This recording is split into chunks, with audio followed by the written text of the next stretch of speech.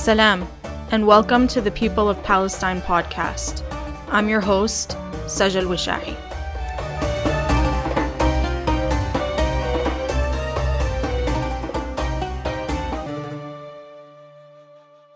All right, everyone, welcome back to the People of Palestine podcast. Today I'm sitting down with Lina Barkawi, and actually she was recommended by our previous podcastee, I guess, Meha. And so I'm really happy that you're here, Lina. Thank you for joining me today. Yeah, no, thanks for having me. I'm excited to be part of the podcast as well. I still need to listen to your episodes, but I've heard really, really good things about them. So I'm really Oh, excited to be a thanks. part of it. Thank you. So you're going to tell us a little bit about your family history today. So can you start by telling us kind of where your family hails from in Palestine and kind of their journey out into the diaspora and what that was like for them? Yeah, absolutely. So my family, the Barkawi family, is from a town called Burqa. There's actually two in the West Bank. We're from the one that's next to Nablus. And so my grandfather, I mean, to be honest, I know that I'm Barkawi and there's like other Barkawis, and I think we're all kind of related in some shape or form. But my grandfather, to my knowledge, did not grow up in Burqa. He grew up kind of in the neighboring towns. And so he ended up getting married, and I always remember this story. It's kind of a sidetrack, but since we're talking about family history, Yeah. uh, my grandfather Ali Yarhamo died from Parkinson's, and the 6 months before he passed, I remember he stayed with us. We were living in Kuwait at the time, and he used to do these exercises to help him with his mobility. So Hmm. he would walk back and forth across the living room, and there was like, honestly, I didn't spend like that many afternoons with him, but there was one afternoon that I came back home from school. I was in high school, and I was just kind of spending time with him and walking with him back and forth. And I was curious about like the love story, I guess, Mm, behind my grandparents' marriage. yeah. And so I asked him, oh, like, so how did you guys meet and how did you get married? And he's like, oh, I mean, I saw her in a play and I said I wanted to get married, and she said yes, and that was it. That's so adorable. He just looked at me like, obviously that's how it happened. Like, how else would it have happened? And I just remember that moment very vividly in my memory of how my grandparents got married. So So my cute. teta was in some sort of play, and she's my teta is from Nablus, so she's a Mm, city girl. yeah. So she was in this play, and I guess that's where my grandfather, and I actually confirmed with her, how did they, how did it happen? And she's like, yeah, he saw me in a play, and that was it. That's so cute, man. They did, Palestinian love stories, I swear, they're so like simple. They don't need much. so simple. Yeah, so simple. And that's Love that. it. That's it. So they got married, and then sometime, honestly, I can't remember the exact year, but I believe it was sometime in the 50s. Mm, They moved to Kuwait for better opportunities. So my grandfather was an accountant. My tata was a stay-at-home hajj, and so like my father, along with most of his siblings, were also born outside of Palestine. So my father was born in Jordan, but fully raised in Kuwait. mm, And so my father grew up his whole life in Kuwait as well, up until he moved to the US for undergrad. And that's kind of when the family started moving over to the US. So my father studied civil engineering at the University of Southern Alabama. And I say wow. that because that's so random. He ended up in Mobile, Alabama. Yeah. And I say that because that's where he met my mom, who is Mm, Panamanian. And she was also in the same program, civil engineering. They were classmates and I guess best friends. And so my parents are like more the, westernized, I guess, romantic love story, if you will, fell in love as friends and the rest is history kind of thing. And so they settled in ultimately in Virginia. And mm, then shortly after my grandparents came, this was also around the time of the Gulf War, the invasion of Kuwait. So my grandparents came just before that, I believe, and then along with two of my aunts. And then shortly after that, my other uncle came to the U.S. as well. So we are now from my grandparents, like from my aunts and uncles. mm, Most of us are either in Virginia, Chicago, or Kuwait, mhm. and then the only family still in Palestine are going to be my grandparents' siblings and their Okay. children. Yeah. Um, yeah, so that's how we ended up in the diaspora, I guess. Yeah. Yeah. And do you get to go back to visit your extended family in Palestine, or is that difficult for you? Yeah, so we went when I was very young. I remember because so I grew up a little bit half in the US and half in Hmm. the Gulf. So Hmm. I was born in the US, was here till I was about 7 or almost 8. Then we moved to Saudi. I was in Riyadh for about 5 years, moved Hmm. back to the US for a couple of years, then moved back to Kuwait, and then I ended up graduating high school in Kuwait, and then came Hmm. back for undergrad and have stayed in the US since. When we were living in Sardia, I know that we went, I can't remember if we went twice, but I know we went at least one time because I have these very blurry memories, Mm. mostly of Nablus. I just Mm. remember stairs because it's so Yeah. like so many hills. So I Yeah. remember a ton of stairs to get to my teta's, like her sisters and brother who were living in Nablus at the time. We to get to their house was like all these stairs. That's what I remember from that trip. And then I went again in 2011, actually, but this was with a group called Know Thy Heritage. Okay. So it's basically the Palestinian birthright is really what it is. Mm. So you have to have at least one parent or one grandparent who's Palestinian, and then they take you on this trip to Palestine. It's super organized. And when I did it, I was part of like the inaugural, I guess, cohort that went to on this trip. So everything was paid for except for our flight, which was Mm. an incredible opportunity. And then Yeah. they had us, mostly housed in Birzeit, or excuse me, yeah, Birzeit, and then we would do a bunch of day trips. So we went all over the West Bank, Wow. Khalil, Al-Quds, Beit Lahem, Ramallah, of course. I cannot remember if we did a trip to Nablus. I think we did. I think we made it to Nablus as a group, and then we also went to Akka and Haifa Mhm. as well in 1948, Palestine. And part of that trip as well, there was like a night stay if you wanted to stay with family. So we ended Mm. up, my brother was with me. My brother and I went and stayed with our extended family in both Nablus and Tulkarem. So we spent Wow. some time with them, which was very bizarre for me because up until this trip, I mean, I knew Palestine, but I didn't realize how close the families stay. Like Palestinian Mm. families are very close, no matter how far apart they are geographically, they are such a close-knit group of people. And obviously when you are, it also blows my mind as a like a diaspora kid or someone who has like the half experience. Yeah. You forget that when you're like 100% of something, everyone looks like you. Mm. And I Yeah. didn't like I remember the experience of going like to the one we went when I was a child. I don't honestly remember. Literally, my Hmm. memory is stairs, and that's pretty much it.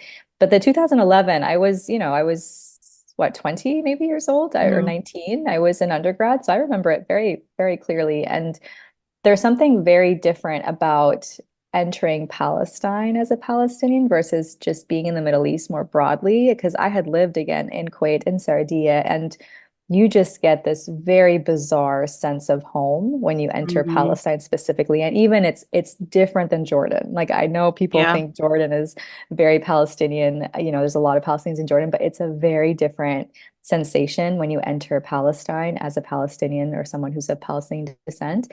And it was even more bizarre for me when we spent that time in Tulkarem and Nablus because all of these people look like my jiddo, look like my teta, look like my father, and they look like me, and they have my baby photo in their house. Mm. And I didn't really know them very well. Yeah. I didn't even know their names, to be honest. I had to like put names to faces during this trip, and so that was my experience. It obviously was very life-changing for me. I came back very motivated to do my part in liberating Palestine. I started SJP at my university and Wow.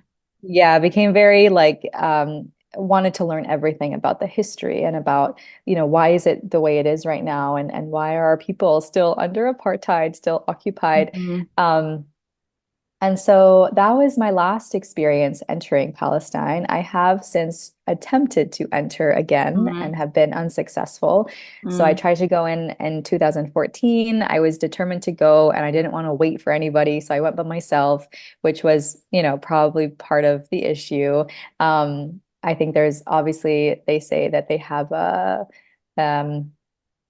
this typical I guess, um, desire to reject people who are single and young. They have like this fear of people going and never leaving. So that was, they had asked me, like, are you married? Are you single? Like, what are you doing here by yourself? Do you have a job back home and, or a job back in the US rather? And when are you going back? And all these questions. And ultimately, they wanted me to unlock my phone completely. Hmm. And I refused, thinking, oh, I'm American. Like, they don't have the right to just go through my phone. And they're like, okay, you're being uncooperative, turn around and Get out. see yourself out. Yeah. So that happened in 2014. It was very, that was a awakening, I guess, for me. Like that was just like a small touch of what it must feel like to be under occupation. And then I tried again to go in 2016, I think it was the year. And I tried to go with my teta to get the sympathy vote. And Tata put on a show. She just was like, I need my granddaughter. She was borderline gonna cry. Like, Oh how my can you let God. me go in by myself? Blah, blah, blah. And the Israeli soldiers were just like, ma'am, you can go in because you're from Nablus, but your granddaughter is not allowed to enter. And she's like, okay, bye, Lina. She left you. I mean, to be fair, she's going back to her home village. Yeah, And, yeah. I mean, I would never stop her. But yeah, she was like, goodbye, Lena. Like, see you out peace. when I get back. Yeah. So Oh my I goodness. haven't been successful, but during that trip when I went with my teta, they told me that apparently I had an 8-year ban from 2014. So hypothetically, my ban is over. It's 2024 now, but I don't know, I haven't tried God. since. So it's on my list to try at some point, but haven't Yeah. made it out yet. It's really interesting to hear you talk about first, like this sense of homeland. I think Mm. all of us are like searching for that, right? When you're in the Yeah. diaspora, you feel like you don't quite belong, and you feel like there's something missing. And so I teared up when you were saying that, just because I've never been, and Mm. the closest I've gotten was Jordan. And so like I'm like you also. My background is very similar to yours, where I grew up overseas. Like I was born in the States, but I grew up overseas because both my parents worked for the Department of State. And so it was, yeah, like 2 years in Bosnia, 3 years in Abu Dhabi, like very similar Yeah. to yours. And then coming back for college, and then still, and now I'm in Cairo. And so that sense of like belonging gets kind of worse when you when you move around so much Yeah. and so often, because you're like, okay, now I'm kind of absorbing like the cultures that I am kind of assimilating in because of moving, which is not a bad thing necessarily, but it just, you start to get lost in your own identity. So, hearing that you got that experience of kind of understanding what it's like to be in your own homeland, that's like so beautiful. But then on the other side of that is like your attempts with going into Palestine. It's like the opposite of the Israeli birthright, right? Where they Mm. want the Jewish people on that trip to be single, to Yeah. Yeah. be in the age range of 18 to 26, so that they can fall in love with an Israeli soldier and stay longer and have kids and like be in the occupied land and make it their own. Yeah. So it's interesting that you were in that age range, and they were like, "Are you married? Are you single? If you're single, get out. Like, we don't want you here." Mhm. Because Yeah. they're afraid. So, wow, that's Yeah. I'm learning a I lot. mean, I mean, this is, I think there is something very, very special about the land. Like truly, Mm, there is something yeah. magical about this land. There's a reason that it's being occupied. There's a reason that there's all these people who want this land. And there's something very, very special that you cannot fully get unless you are Palestinian, is my Hmm. personal opinion. But that I have to also caution because I've only been there for such a limited time period. Mm, So it was very much the, honeymoon part yeah. of that experience. So like I am also half Panamanian. I am not a fluent Arabic speaker. I like all of these types of parts of my personality and my identity as well cannot be fully part, I think, of Palestine because they were formed outside of Palestine. And that's Mm-hmm. not to say it's good or bad. It's just something that I've also come to terms with, I think, as I've gotten older is, you know, there's something like there's like Palestinian liberation for Palestinians who have spent their entire lives there and who experience this Mm-hmm. oppression on a daily basis. And then there's like this experience of being a Palestinian in the diaspora, Yeah. and they're not necessarily the same. They're not the same at all, and that's totally fine. It's just something to think about. Like we can be Palestinians in the diaspora fighting for Palestinian liberation and still not necessarily feel 100% Palestinian as someone who grew up there. And that's just something that I've thought about a lot over the years. So I don't know, it's just something to also just consider. Like, I think, for example, if Palestine was liberated today and we all moved back, I Yeah. think there would be some sort of tension, something that's, that we'd have to come to terms with. Yeah. Um, that Palestinian liberation needs to happen. It does need to be Yeah. come Yeah. through Yeah. For today. sure. But I think there like that as a Palestinian in the diaspora, it's something that I think about as well. Because I think there is something really powerful about being in the diaspora because you are absorbing those different cultures, right? But that makes you able to communicate with so many people in the world Hmm. that I don't think Palestinians in Palestine would be able to do because they don't have that exposure, they don't have that experience. Again, neither good nor bad, but I think there's something also really remarkable about the Palestinian diaspora experience. It's just unfortunate that it requires us to be so disconnected from, our people and from our land and yeah, not get that time with it. Yeah. That actually recently, your point, like recently hit me pretty hard because during Ramadan, I went to a an iftar for displaced Palestinians that are here in Cairo, and I met this family, and she has four beautiful kids, and before I could even like talk to this child, she saw me like walk in the venue, and she just told me her story, which was absolutely heartbreaking. But it made me realize, like, even if I wanted to like connect with them on a deeper Mm. level, there is a barrier there Yeah. because what they've experienced, obviously, in Gaza is completely different than me as a Palestinian in the diaspora who's had the privilege of like traveling the world. And yes, we speak the same language. Yes, we sound alike. We come from the same background, right? But at the Yeah. end of the day, our experiences are so different. Yeah. And yeah, you're right. I don't know if it would be tension or just like this almost like language barrier almost Yeah. between Yeah. a Palestinian who's lived in Palestine their whole life and a Palestinian from the diaspora. So, your point is solid, and Yeah. it just makes you realize, wow, like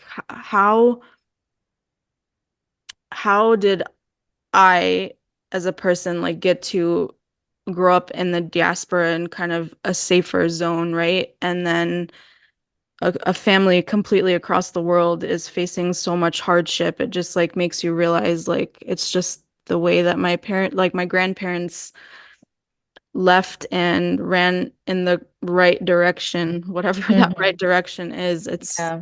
It's really heartbreaking. So, I understand what you're saying. Yeah.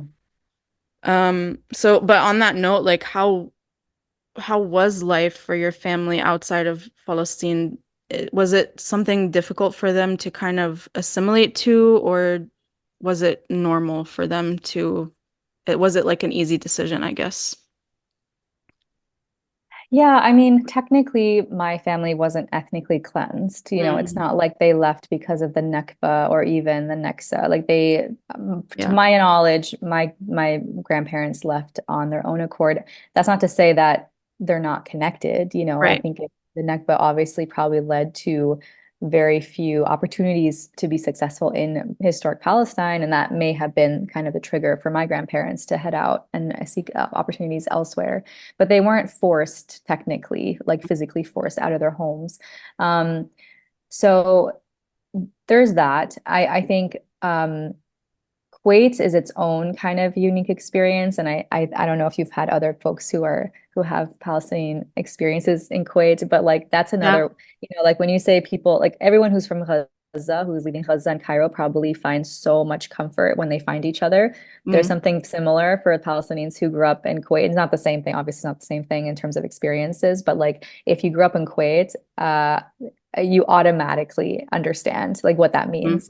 Because Kuwait and like just the Gulf more generally, like you're never going to be from that country. Like there yeah. are, like I think the only Palestinians who ever gained citizenship in those countries are, they had to have it had to have happened beforehand, like before a certain time period, before a certain year. And my grandparents weren't part of that, so my grandparents never received, and my grandfather, I remember also he had spent, the majority of his life, I believe, in Kuwait before he died. And the ironic thing was that they had left Kuwait to go to the US when my parents immigrated to the US. Mhm. And he ended up in Kuwait, and it just happened to be around the time when his body deteriorated. And so he ended up dying in Kuwait.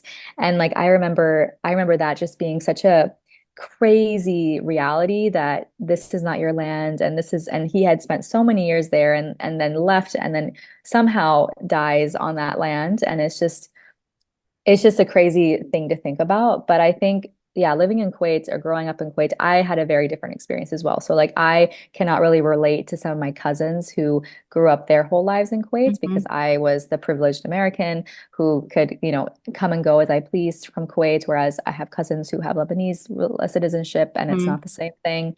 Yeah. And so it's a very unique experience, I think, across the board. But for like my father, I know that I don't necessarily think it was a bad upbringing. I think I think it was fine. I think everyone always seeks more, and he found more in the US. And but it's so funny. Like I see my father connecting with like his high school friends from Kuwait, and like they end up in the US, or they end up in Qatar, or they end up somewhere, and they get in touch at some point, and it's like, you go back to, your Mm, childhood days, and it's just immediate connection, and all these yeah. memories are flooding. Um and I think that probably goes for most people who kind of, leave and then come in touch with their friends from a previous time.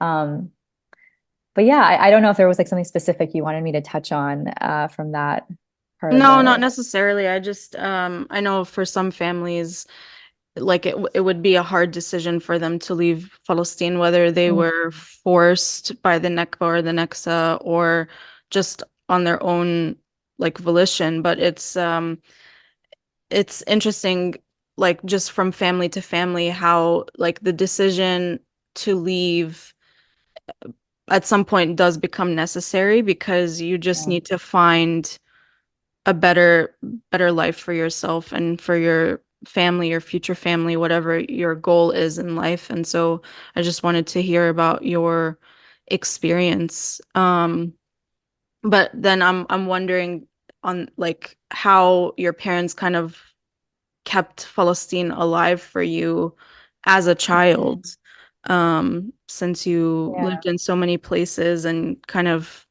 obviously you had cousins in Kuwait and stuff like that, so you got to kind of be with them. But I'm wondering, are there any stories from your childhood that you remember about Palestine? Yeah, that's an interesting question, because to be perfectly honest, I don't remember Palestine being a thing when I was growing up.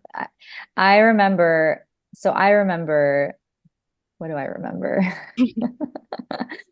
The Saudi, I mean, I think my brother and I always knew we were Palestinian, Mm, but we had no really understanding of what that meant in a political sense, if you will, or like from a global standpoint. It was just kind of an identity that we had, and that was kind of it. And we mm, knew that there were other people who were Palestinian, and they just seemed more, um, what's the word I'm looking for? Recognizable, or familiar. They seemed very familiar to us, but we didn't really quite know what it was. Um, and I think that's also why I had such a strong sensation going to Palestine 2011, was because I was like, oh, this is what's so familiar. Mm, It's this very specific place. Like this is mm, what makes us all kind of connected in a way that I didn't understand. And so that was really powerful for me. But growing up, I think because we were in the Middle East, like back and forth, mm, obviously we were more exposed to this idea of being Arab, of being Palestinian. And so I remember very clearly when we moved to Kuwait, and I think every time we moved, we kind of like you said, we absorbed kind of our surroundings. So when we moved to Saudi, I remember um, everything was really, really familiar in terms of like going to an international school and seeing mm, people who are from very different backgrounds. And I had like a best friend who was Jordanian. And so we mm, had a lot in common there and we used to hang out all the time. And this idea of traveling internationally was very normal. And then I moved back to the US and there weren't as many Palestinians, at least in my school. And so I didn't really interact with many Arabs generally, actually. There was like a few that I had, that I was kind of, we were classmates and things, but I yeah. wasn't close to. So all my close friends were actually like Indian or Bangladeshi Mm, or from like Southeast Asia. And so that kind of shifts, who you are and what your identity is, because I kind of absorbed their family traditions as well mm, as mine. And then we moved to Kuwait and I was a little bit older. And I remember everyone being like, oh, this is the American. Like, she's so American. Like, everyone used to make fun of me because I was yeah. really American. And apparently I had a really American accent, whatever that means. I was in an American school. So, like, really, if I have an American accent, then there's something wrong with you because then you're not speaking English properly. And there is a unique international accent. I don't know Yeah. if, like, I'm No, sure I you, get yeah. it. I when you understand. when you grew up your whole life in the Middle East, but then you Yeah. go to an American school, you have like a specific accent. And so I came in as like this, I guess they just kind of considered me like a Valley girl type of accent, even though Yeah, I yeah, don't yeah. believe I spoke like that, but whatever. Yeah. Um, and so I remember them saying that, and it was meant to be an insult, like, oh, you think you're American, you're not Palestinian, you're American. And I didn't really quite understand that at the time, Mm, and it took me a few years to kind of grasp what they were saying. And it is important to identify as Palestinian. And I didn't understand that very much at the time because in the US, like there was no, I don't know, I didn't have that. And I also wasn't in a, very Zionist community. I was in a very international community. So I mhm. didn't I didn't experience like any sort of anti-Palestinian types of things. So there was no need for me to identify very explicitly as Palestinian, I Yeah, yeah, guess. And so it was really the trip to Palestine in 2011 that really changed for me kind of how I think about my own identity and how I present myself to other people, because there is so much oppression happening in Palestine. When you see it for yourself, it's just like you're just like, how the hell is this happening? How has this not been stopped? And this is before a genocide. This is like yeah, just yeah, walls and settlers and seeing these IOF soldiers with like they're like 18 years old. They're younger than me with this massive gun in my face and they have trigger like happy fingers and yeah, it's crazy. Like, and every time you go through a checkpoint, and I was very guarded. Okay. I was very like protected. I was within a group of people who understood this occupation. They made sure that we were exposed, but in a very safe way. And yeah, yeah, so just seeing that and like going to the refugee camps and it's just unacceptable. It's so unacceptable. Like if anyone else in the world saw this for themselves, they would never believe that this is okay. And so this was my awakening for me and my brother, I think, as well. So we came back very charged and very also like confused and mm, and like not kind of upset as well that like my father, for example, didn't explain this to us growing up. mm, So like it's interesting, like you asked me that question about how did they keep Palestine alive? I think I don't know. I don't necessarily know if they did intentionally. I think it's just a part of who we are. Like you can't kill it. It's just there. yeah, And I think also like my father has gone through a lot of like ups and downs with his own identity. Because I yeah, of course. remember like, yeah, I remember like when we were in the US or even in, well, Kuwait, not so much because people like, and I guess he knew like who to identify as Palestinian to who and who not to. But Mm, like in the US, it was always he was always introducing himself as a Jordanian. yeah, Um, oh, I was born in Jordan. That's how he introduces himself. And like nowadays, he would never. Nowadays, he's like, I'm Palestinian. Like, what are you talking about? No, I'm 100% Palestinian. And And so there has been also an awakening just within our own communities as time has passed, because we're realizing like, no, this is not a taboo subject. This is apartheid. This is genocide. This is not supposed to be happening. And we have a privilege being on the outside. And if the one thing that we can do is identify as Palestinian and bring up that conversation of Palestine, then okay, that's what we'll do. And I've seen him kind of also shift mindsets, because I think it helps when you're when you're on the other side, and when you have established your citizenship elsewhere, and you have, taken on some of those Western ideals of like, when you're an American, no one can mess with you. Like you're equal, apparently, hypothetically, Yeah, hypothetically. Yeah, according to what they teach you. yeah, yeah, And so we kind of lean on that now. And yeah. and I think it's made us stronger, offer stronger voices on behalf of Palestine as well. But yeah, I mean, yeah, it's just wow, this whole interview is like taking me down memory lane. There's so many things that are coming, like passing through my mind Mm, of yeah. different experiences. Yeah. Yeah, all of everything that you just said is like spot on. Yeah, because even I used to say that I was from Jordan because I don't know where you went to college, but I went to college in Southern Virginia, Mm, and Radford, and yeah. Wow, by we were neighbors. I was at Virginia Tech, so not oh, too far. nice. Okay, yeah. Yeah. Yeah. Yeah, we were probably in college at the same time, but yeah, I was like, yeah, people would ask me like where I'm from, and I'd be like, yeah, I'm Jordanian. And they'd be like, Mm, what does that mean? And I'm like, I mean, I'm Palestinian, but my dad's side like grew up in Jordan. And he was like, there was this one person that was just like, okay, but like, are you Palestinian or Jordanian? I'm like, I'm Palestinian, but like, yeah. it's more palatable for you if I say that I'm Yeah. Yeah. Yeah. Jordanian. And then there was, I was an RA, and Okay. there was one kid who came up to me one night while I was on duty, and he was like, "Where are you from?" I was like, I feel very uncomfortable. Like it was so random. Like I'm just Yeah. sitting at the desk, and he just like comes up to me, and I'm like, I don't know, guess. And he was like, "You're Mongolian," and I was What? like, I Oh, was like, "What are you saying right now?" And I was like, "What?" Anyway, he went down like a list of countries. oh my God. Oh Finally, my he was goodness. like, I know, you're Lebanonian. And I was like, Oh my God. what? I was Oh, like, I was like, wait a second. I was like, excuse me. I was like, what do you mean? He goes, a person like from Lebanon. And I was like, okay, hold on. What do you call a person from China? And he was like, Chinese. And I was like, okay, cool. What do you call a person from Japan? He was like, Japanese. And I was like, all right, awesome.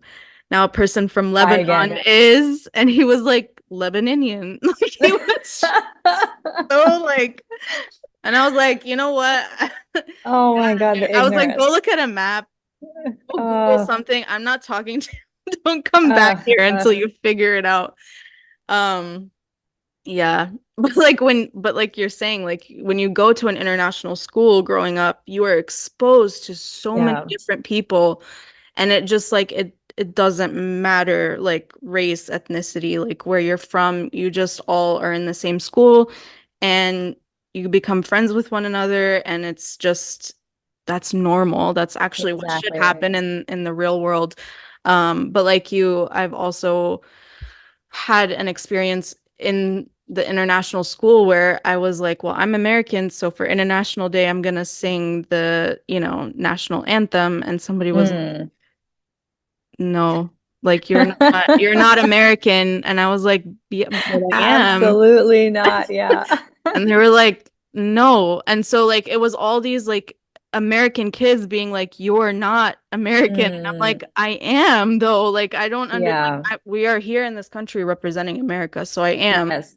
But oftentimes I've felt like I'm too Arab for the Americans and too American for the Arabs. Yeah. Yeah. And so it was, yeah, it's an identity crisis It's for an sure. identity crisis. It's interesting that the Americans are the ones telling you this, because when I was speaking about my experience, it was all the Arabs, all the Arab. Yeah. They're like, Shame on you! Like, how dare you say you're Yeah, yeah. Yeah, American? You're Palestinian. Yeah. I don't know what. Yeah, Yeah. yeah. It's tough. It's tough. I hear you. I hear you. But it's nice because I don't get to like talk to other Palestinians who also had this like international um upbringing in an international school situation, and so it's nice to have like somebody who kind of understands what that's Yeah. like. Um, Yeah. so I wanted to ask because you're into Tatreez and which is Palestinian embroidery, by the way, for anybody who doesn't know. But um, was the 2011 trip the thing that kind of got you into it? How did you get into Mm. Tatreez making? Yeah, no, yeah, and saying I'm into it is such an understatement. I'm a completely obsessed with it. Uh, so no, actually, 2011 was not at all my connection to Tatreez. So I learned embroidery, and I think a lot of people who know me have heard the story like a million times, but I learned embroidery or the cross stitch from my Panamanian mother. So my Oh, Panamanian wow. mother, yeah, my Panamanian mother comes from a long line of seamstresses. One of Hmm. her grandmothers had a seamstress school. So like her like she always tells me these stories about how like summers she would spend with her grandfather and or with her father, and his mom would always like put her like to work basically on these samplers. So she grew up a lot with like being exposed to a lot of these types of textile and embroidery traditions. And so she taught me cross stitch when I was very young. I think I was like 12, maybe 13. I Hmm. remember doing some projects at that age. And so it was always just like kind of this like hobby, something to keep me busy. And the things that we would stitch would be very westernized. So they would be things like photos of bunny rabbits and like names and like random images that weren't necessarily they weren't geometric at all or consistent, I guess. Now it's hard to explain. But so then about 7 years ago, I kind of stopped practicing it too. Like I did it Hmm. for a while and I remember doing, and my friend reminded me that I gave her something in high school. So I did do it Oh, on and wow. off through high Yeah. school. But I definitely stopped after that. And then about 7 years ago, I think it was 7 or 6 years ago, I was in between graduating from a business degree at NYU and starting a job in New York, and I had a month kind of in between. So I was in Virginia, kind of spending time with my parents, Hmm. and there was a Tatreez class happening in Nice. person. This is before COVID, and so Hmm. my mom found it, and she's like, "Oh, look at this, a mother-daughter bonding experience, and you can connect to your Palestinian heritage, blah blah blah." And I was like, "Okay, cool." So we go, we show up, and it was taught by Wafak Naim of Tatreez and Tea. So for those who don't know, she's like a pioneer in the Tatreez world. And she was teaching classes at the time in person in DC. And we show up, and I remember she was really worried, Wafak. She was really worried. She's like, "Oh, you guys are showing up to like the last session. This is supposed to be like the third of three sessions. Like Hmm. it's going to be very difficult for you to kind of catch up, because these people have been coming twice already and have kind of already got themselves set up. And anyways, whatever. So I remember thinking like, oh, this is going to be really hard. Like, wow, Tatreez is going to be Yeah. so hard. And so she gets us set up, and I realized like there was definitely some new stuff that I learned in like technique wise, but at its core, like the predominant type of embroidery in Tatreez is the cross stitch, which is Hmm. I already knew how to do the cross stitch. And I remember being so mind blown, like, wow, all of my life I have known how to do this. And I never knew that Palestinians had their own cross stitch tradition that I could have tapped into all these years. Hmm. And so that was when the obsession began. I came home and I saw Tatreez everywhere. Again, like I probably could have recognized it, but I would Yeah. never have like looked at it twice. And when I got home, I just everywhere I saw it, the pillows, wall hangings, like all over the place. I'm like, oh my God, it's in the house. Like it was such like an out of body experience for Yeah. me.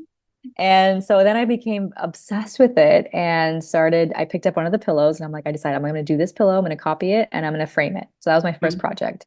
And then after that, I did a couple other projects to like familiarize myself with the motifs and the symbols. And Wafat had kind of introduced me to all of that, but I hadn't really dived deep into the history and context of Tatreez until Mhm. the following couple of years. And so I started doing some projects where I would like I have like one project that I did that was very specifically meant for me to learn things. And so I created an outline of the Palestine map and I identified motifs that were from different villages and I tried to place those motifs on the map where that village is supposed to be. And so that was kind of my way of familiarizing myself with the art form. That's And beautiful. then after, yeah, and then after that, I was like, okay, it's time to get onto more Hmm. difficult projects. And so I picked up the second pillow because there were two pillows that were kind of matching. They were different, but they were matching. Hmm. So one of them I did and I framed it. The second one, I was like, you know what? I'm going to do this. I'm going to make it into a pillow as well. And so I bought a Hmm. sewing machine, got myself situated with a sewing machine. And pillows, for those who don't know, are like there are like some very easy sewing patterns. So it's Mm. not that difficult to pick up if you really want to try sewing. Like do a pillow first. It's a great first project. But that gave me so much confidence that I was like, you know what? Now I'm going to make a whole, I'm going to Yeah. make a whole Palestinian dress and it's going to be That's when super I easy. started following you on Instagram because I was like, oh my God, this girl's making her own dress. I was like, this is awesome. The crazy girl who's like, yeah, if you can make a pillow, you can make a dress. That's absolutely true when if you're determined, but it's not easy.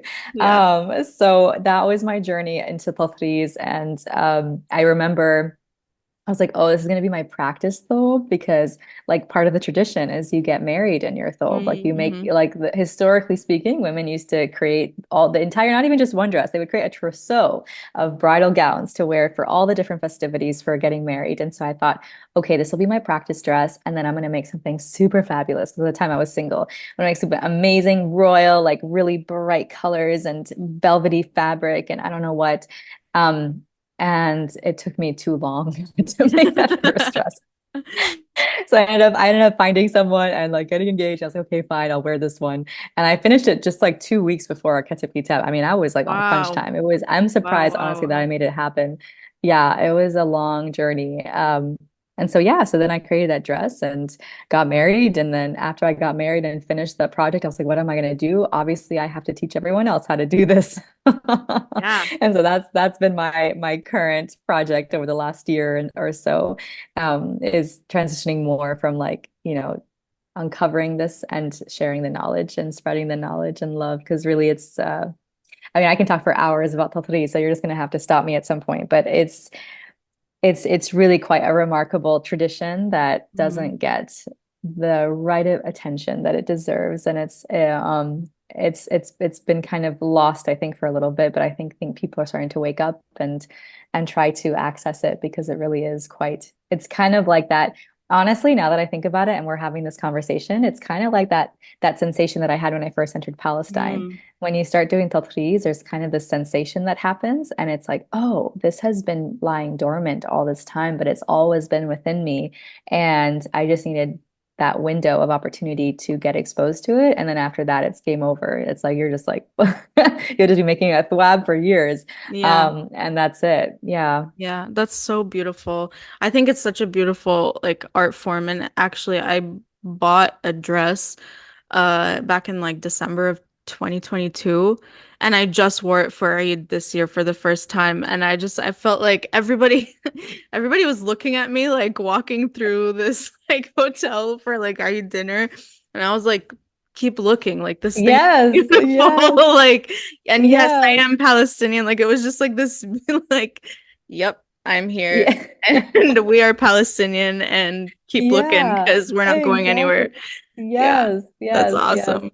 Um, absolutely.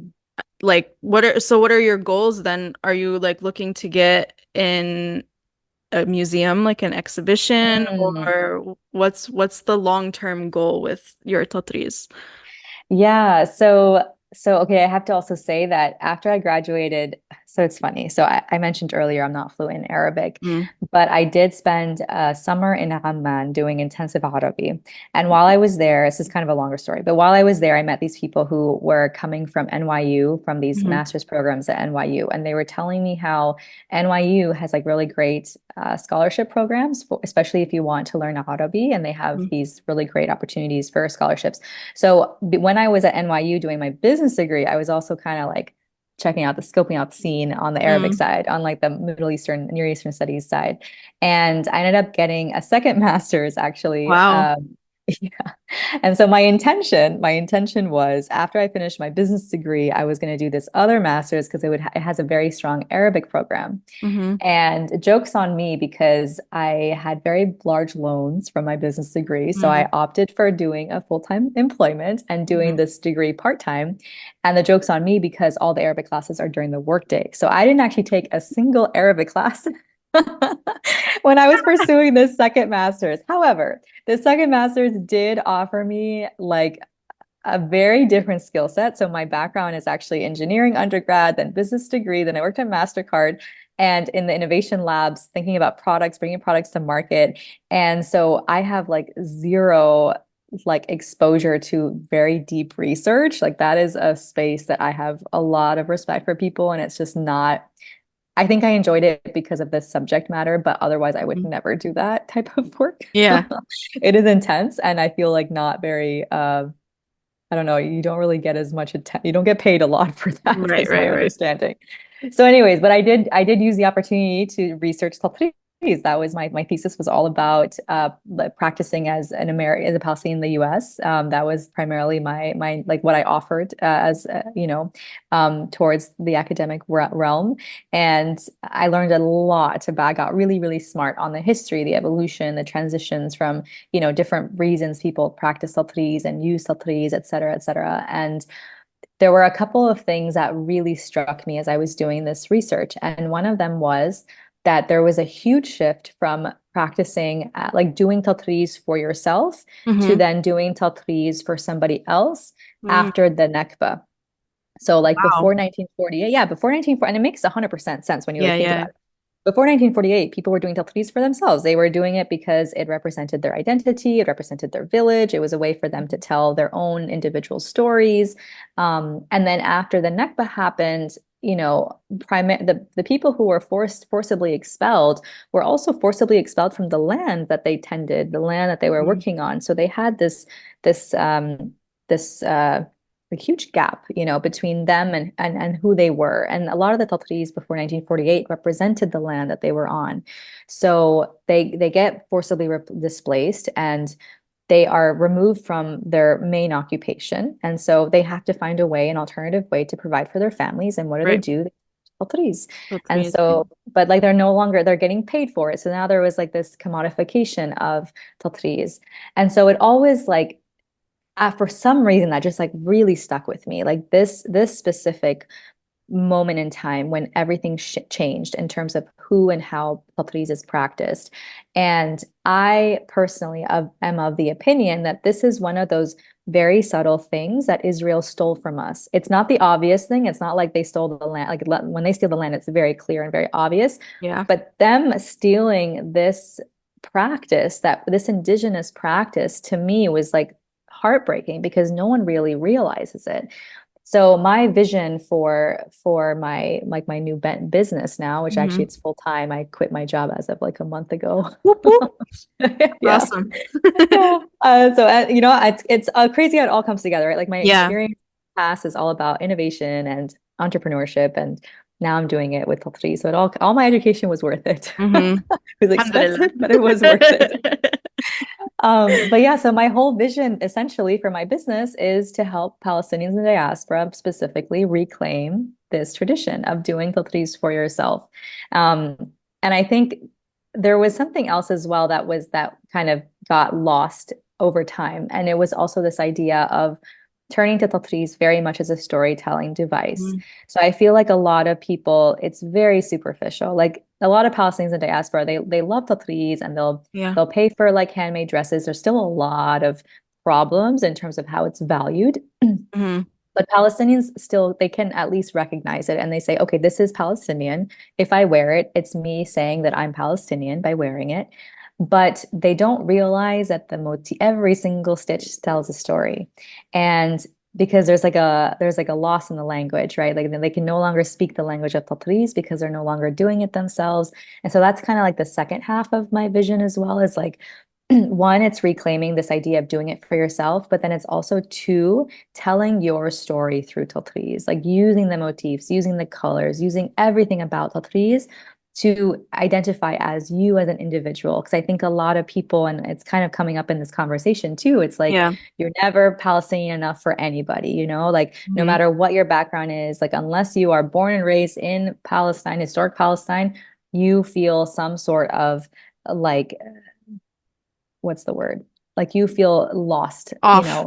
and You feel off. off. Exactly. Exactly. Yeah. Exactly. And I think like this is this is what's so powerful about what Tatreez can be, because Tatreez has always evolved with Palestinians as Palestinians have evolved. And yes, we have a very large diaspora experience, a very broad and dynamic and diverse diaspora experience, but that does not make you any less Palestinian. And I think Tatreez can help kind of change that mindset around Palestinianness. Mm-hmm. So that's like kind of the second half of my vision is like, just because, like, for example, like on my thobe, I have a Panamanian representation on my dress. I have a Panamanian orchid that is not Tatreez at all. It's not Mm-hmm. Palestinian at all. I made it up completely, but it represents my Panamanian heritage because that is a part of who I am. Yeah. I'm still a Palestinian, but I'm also Panamanian. I Mm-hmm. also have a Panamanian mother, and there's nothing wrong with that. I'm still using Tatreez, which is a Palestinian embroidery tradition, to identify myself in my own unique way. And it's crazy because I think I got the most compliments about how unique my design was. Everyone was Mm-hmm. like, "Oh wow, what a unique thing." And I think this is where we need to shift the mindset is like our diversity actually brings in so many opportunities to create beauty, to connect, to do all these things. And so that's ultimately kind of my goal. That's such a beautiful goal. And it's yeah, you're right. Using your diversity is it is so powerful. And that's something I started joining like a Palestinian support group like right after everything that started happening in Gaza. Um, and this is a theme for every single Palestinian, especially if they are half Palestinian and half another identity. They're like, I don't feel Palestinian enough. And that is so untrue. Like you are period, you're Palestinian. And Exactly. preserving it in any way that you can, whether it's through Tatreez or listening to Palestinian folk music. That's something that they kind of end every single like support group session with, just to kind of have you feel connected to the homeland through the music and stuff, or through your own projects, like whatever your hobbies are, like tying it Yeah. into Palestine. I think it's absolutely beautiful, and the things that we can create as Palestinians in the diaspora is it's like limitless, it's endless. We can do whatever we Exactly. want, and also Palestinians are insanely creative in their business practices. And so like Yeah. you can get like like so cool with like isn't there somebody that does like knafa cups and stuff in New York? Yeah. Yeah, exactly. Yes, Like exactly. modernizing the Palestinian like you know culture and so it's like really cool all the things that people are doing, and I'm really excited for you that you have moved into this like full-time Yeah. situation with Tatreez because I know how obsessed you are with it. So Yeah, this yeah. is going to be so exciting for you, and I wish you all the best with it. Thank So you. yeah, Thank you're you. welcome. So one last question for you. Um, do you have hope for returning to Palestine? Oh, 100%. Without a doubt. I think it is a very painful time for our communities, very incredibly painful and heartbreaking, but Palestine will be free. I mean, I was just Sure. at Yeah. I stopped by I stopped by the Columbia sit-in or Mm-hmm. what the encampment that they're doing, which is crazy and incredible. And I'm so proud of these students who have so much uh, courage to do this. And I stopped by the other day and just to kind of also lend my support as someone who's in the area. And their chants have also evolved. It's so crazy how, because I remember doing these chants when I was an undergrad, and Mm-hmm. some of them were the same, but some of them are different. And but the one that stays true is this idea, like, free Palestine. And then they have one where they're talking about, Palestine will be free in our lifetime. I can't remember the exact phrase. And like 100%, 100%. If anything, this genocide is just it's all masks are off, and there's something, even just like, I think when I mentioned the change in my father, that to me is evidence that we are getting so close to liberation. We're getting so close to going to a free Palestine, Yeah. because we're no longer hiding behind these like made up, you know I don't know what they're called, but like lies. Yeah. Yeah. Yeah. Yeah.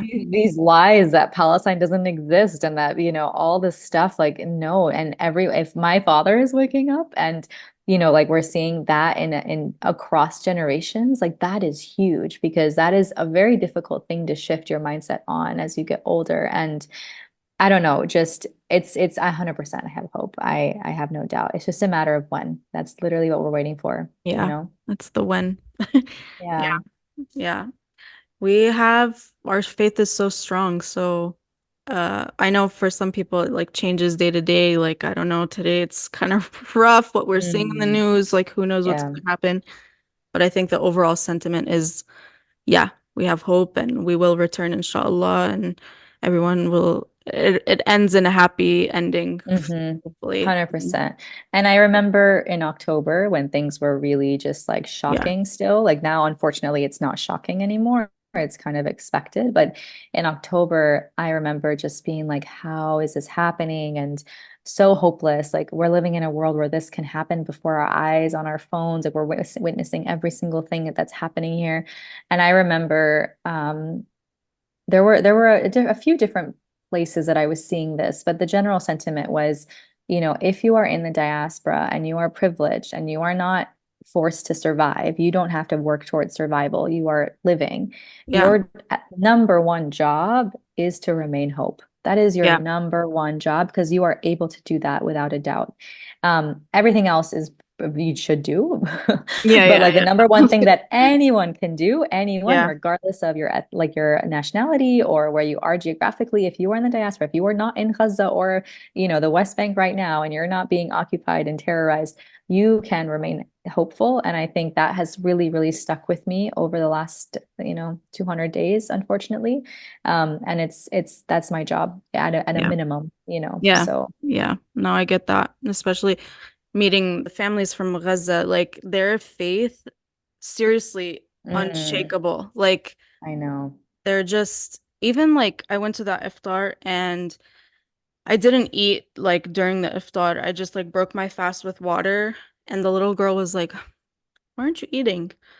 And I was like, "I'm not hungry." She was like, "No, no, you have to eat something." Like she's Mm, 11 years old, just came out of yeah, Gaza and like her family faced so much and she was worried about me eating. yeah, yeah. Like the generosity and the faithfulness that they have is like it's unmatched. And so the Mm, you're right, the least that we can do is like remain faithful that yeah, yeah. we will return and that like I said this ends in a happy ending. So Inshallah. Inshallah, very inshallah soon. inshallah very Yes. soon. Yeah.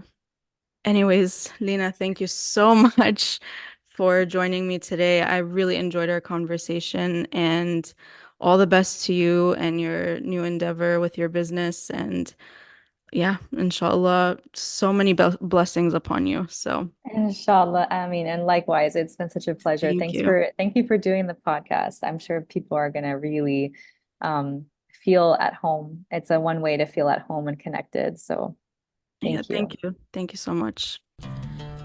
If you resonate with our stories and want to become friends with a Palestinian, I highly encourage you to visit our website, www.thepeopleofpalestine.com, and sign up for our Olive Branch program. Once you sign up, you'll be paired with a Palestinian pen pal. It's just our way of extending an olive branch to you and welcoming you into our community. Don't forget to follow us on social media at The People of Pali on Instagram and TikTok, and subscribe to our podcast. Until next time, salam.